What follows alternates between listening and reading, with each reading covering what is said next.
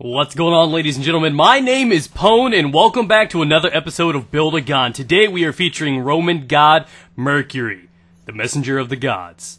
So now's the time for me to give you a little story about him, tell you a little bit about him. He's fast. Story time's over. Let's talk about why he is my favorite jungle god of choice in Smite. Mercury has one of, in my opinion, the best advantages coming in to a lane in the game. He comes in, he not only has his 3 for a form of escape or grab, he can put people under tower, not to mention he can clear and go down an entire side lane with his ultimate, making him an extremely good god at chasing people down and killing them. Okay, so now let's talk about his skill set. Mercury is a physical melee assassin. He's meant for the jungle. Can he play as a support? Yes. Can he play almost any lane? Yes, and he's good at all of which, basically because of what his 3 is capable of in concentrated team fights and lane potential. If he's ever put under a tower, he's more than likely going to grab you and bring you under with. He's got an extreme ability to not only evade with his 3, but grab people too. Mercury's passive is called Fastest God Alive. Basically, every 10 feet traveled, he gains 1% physical power put towards his next basic attack. And he also gains 25% physical power from his movement speed from items and abilities that he possesses, giving him a very unique type passive that heavily relies on how fast he can move. So the order I recommend you guys choosing his skills is in actual numerical order. 1, 2, and 3. You choose his Made You Look, then you maximize his maximum velocity, then you finish up with Special Delivery. I think both of those are very, very important moves. I just find the maximum velocity is a little bit more important in certain situations.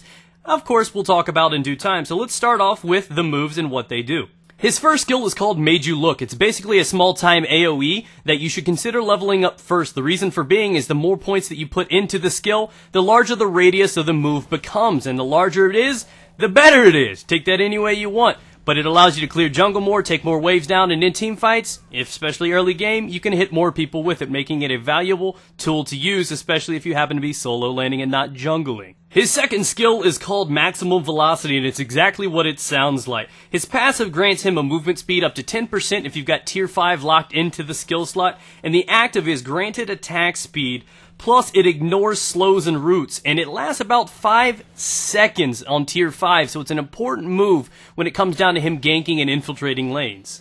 Now Mercury's third move is called Special Delivery, and it's not a pizza, ladies and gentlemen. He basically grabs a person, spins them around in circles, and can choose where the destination is for them. Meaning, if he's in lane and somebody gets too close to the tower, he can run out there, grab them, and spit them up inside the tower radius, making it not only a great form of grabbing people and putting them under tower, grabbing or catching somebody that's out of place and shooting them back into your team for a great initiation for a team fight, but it's also a great move because he lunges forward, meaning it's a great evade for him if need be. He can catch up to people, and he can also, it's also used as an escape, not only to run away from people, but he can grab them, throw them in the opposite direction that he plans on running. Okay, and last but not least, we have his ultimate, his 4th skill, Sonic Boom. It does incredible damage to everyone in the fact. Basically, he charges up, and he plans on taking flight, traveling at 4G light speed. He's going to go out there and do a lot of damage. Not only is it an important damage, but it allows him to go as far as he can, and it has to charge up for further distance. Meaning that if you start under one tower, you can go instantly flying across, hitting the other tower, doing damage to anyone in the path. And it also disorients them for 1 second. It spins them in a circle, keeps them stunned, making it a great form of not only a great team fight, because if you can line them up and hit 3 of them and your team just jumps on them, but it's also a great way to save teammates. If you see somebody's being hurt, you can just seriously just jump right into him, disorient, and you both run away, making him an incredible amount of important sauce. Okay, now that we know a little bit about Mercury, let's talk about my recommended build for him. Alright, now first and most important of all things, on buying the first item for Mercury is you gotta get the man some nice sneakers. We're not talking Velcros or light up. We need some Warrior Tabi. You get some penetration, movement speed, and everything you need in a nice pair of sneaks.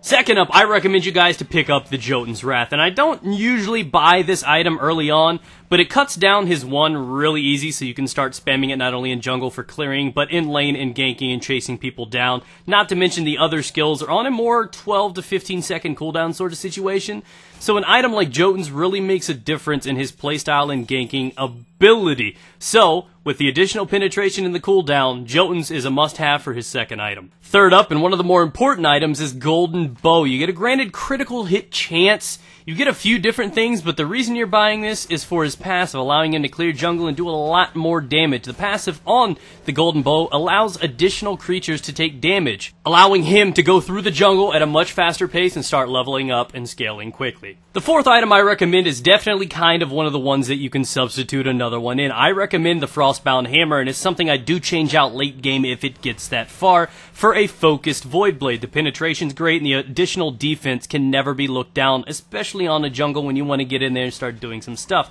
Now, the Frostbound is important on him because he is a melee character. He does have a little bit of range, a lot of escape, a lot of catching up to do, but I find that when I start meleeing people, many a time I'm just getting the combo in, and they get to be able to just be just out of reach. The Frostbound makes sure that does not happen. It allows you to single-handedly just beat them down without even needing the skill, and they can't run away. But if need be, and you ever wanted to, I would recommend you switching this item out for either bloodforge or focused Voidblade. Now that we've built up a few other things, it's time to focus on his damage and critical hit, chance, and damage. Now we're going to go into his fifth item as the Deathbringer. Sixth will be Rage, which is usually those two accompanying each other in build order. Deathbringer grants a 50% chance, or a 50% damage increase on successful critical hits, making it a very, very important item for physical carries. To the right, in sixth item, you have Rage, granting not only a better critical hit chance to accompany the 50% chance critical hit damage from the Deathbringer, he's also going to be able to attack a little bit faster now, which is something you need from him. Now that you guys have successfully seen my build, go out there, give it a go, try it yourself in the jungle or even in lane, both of which are perfectly fine to use this build with. Leave a comment down below for a future guide you'd like to see me recommend me to do and come down for you. So thank you guys for watching. I'd appreciate it if you'd smash that like button, as it does help out a lot. Look forward to more things, and check out the live stream for when I stream some Smite down below. Have a wonderful, beautiful day! Stay moist.